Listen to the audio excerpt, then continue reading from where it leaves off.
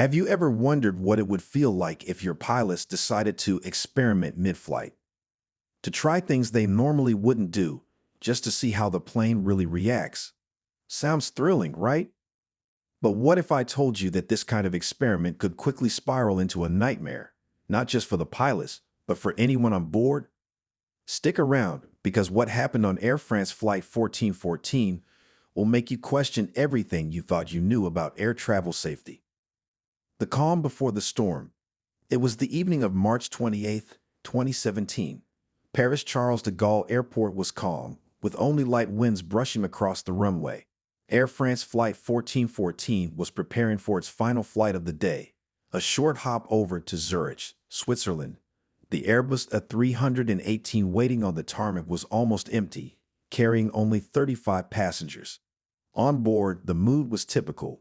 Cabin crew greeting travelers with smiles, pilots briefing each other quietly in the cockpit. The captain, 51 years old, had been with Air France since 1999 and had logged an impressive 9,500 flight hours. He had commanded the Airbus A320 family since 2008 and had accumulated about 6,700 hours specifically on this aircraft type. His first officer, a 36-year-old pilot, had joined Air France in 2008 and had spent almost all of his 5,500 hours on the same Airbus family. Now, here's an interesting detail. While their friendship helped them work seamlessly together, it also had a hidden risk. In aviation, there's something called the authority gradient. Normally, the captain has the final say, but being friends can soften this line. A first officer might hesitate to question the captain, even if something seems off. In high-pressure situations, that hesitation can be dangerous. The light aircraft challenge. With the checklist completed and passengers boarding, the pilots noticed something unusual. The Airbus was nearly empty. Normally, these aircraft are designed to handle close to full passenger capacity. Flying light might seem like a blessing, but it comes with complications. For pilots, this is thrilling but tricky. Normally, pilots use something called flex temperature to limit engine thrust. It reduces stress on the engines and makes the takeoff more manageable. But on this night, the pilots decided to do something unusual. They would take off at full thrust, just to see how the aircraft would respond. The first experiment, as the plane rolled down the runway, the first officer rotated the aircraft, lifting the nose just as in any standard takeoff.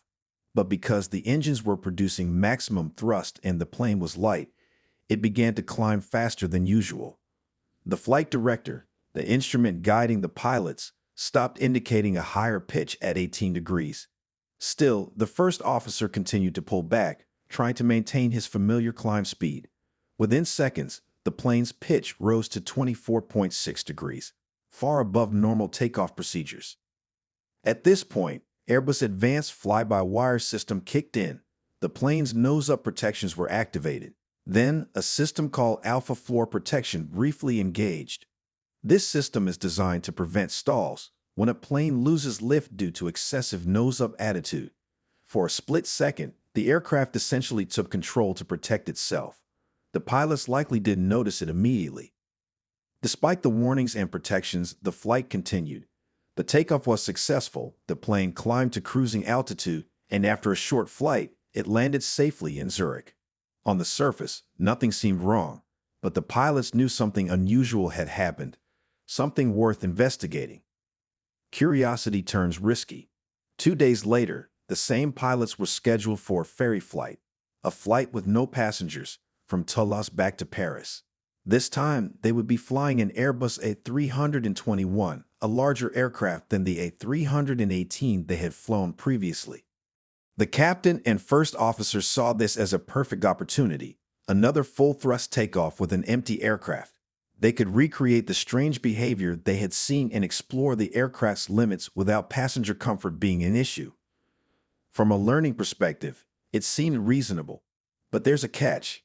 These maneuvers done outside of standard procedures have hidden dangers, especially in uncontrolled airspace.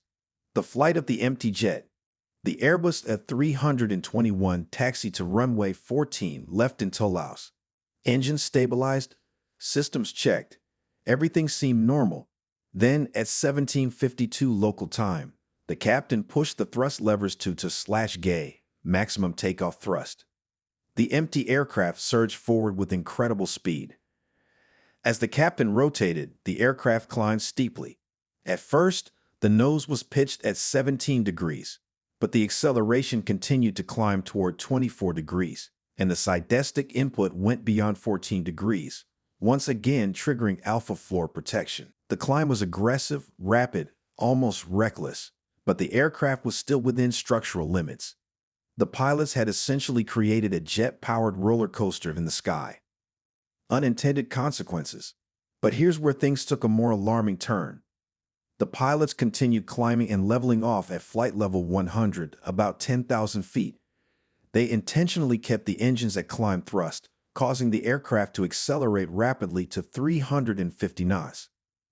Then, exchanging speed for altitude, the plane shot upward at a staggering rate of over 15,000 feet per minute. Traffic Collision Avoidance System, TCAS, in that aircraft detected the rapid ascent as a potential threat and issued warnings. Meanwhile, the Airbus TCAS didn't alert the pilots. Why? It automatically deactivates warnings for climb rates exceeding 10,000 feet per minute, assuming it's an emergency or an extreme takeoff scenario, neither of which the pilots realized they had triggered. Air traffic controllers noticed the extreme climb and called the pilots, asking them to reduce their rate of ascent. Only then did the aircraft stabilize and continue safely to Paris. Lessons learned the hard way. After landing at Paris Charles de Gaulle Airport, the flight ended uneventfully, but the events raised serious questions. Although the plane never came close to danger, these maneuvers had exposed potential vulnerabilities. The pilots had pushed the aircraft outside standard operating procedures, activating systems that weren't meant to be triggered intentionally in normal flight. Human factors in friendship. Beyond the technical issues, this story also underscores the human side of aviation. The two pilots were close friends, and their camaraderie may have contributed to a false sense of security. In high-stakes environments, it's easy to overlook risks when working with someone you trust deeply. Authority gradients blur, caution softens, and what seems like a harmless test can escalate unexpectedly. A narrow escape, lessons for all. Fortunately, Flight 1414 and the ferry flight ended safely, leaving only data and lessons behind. The incidents serve as a case study in human factors, aircraft systems, and the dangers of experimentation at altitude. Even experienced crews must respect the limits of their aircraft, the rules of aviation, and the invisible safety systems that protect everyone in the sky. So next time you board a flight, remember this: the pilots in the cockpit aren't just flying.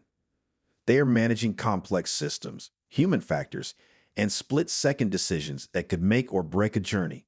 Flight 1414 is a reminder of just how thin the line between curiosity and catastrophe can be. If you found this video fascinating and a little terrifying, make sure to subscribe, hit that notification bell, and leave a comment sharing what you would do if you were on a flight where your pilots decided to push the limits. There's so much to learn from these incidents, and understanding them can make us appreciate the incredible safety systems keeping us airborne. Until next time, keep your seatbelts fastened, because the skies can be unpredictable, and sometimes the safest place is right where you are, in your seat, watching the horizon.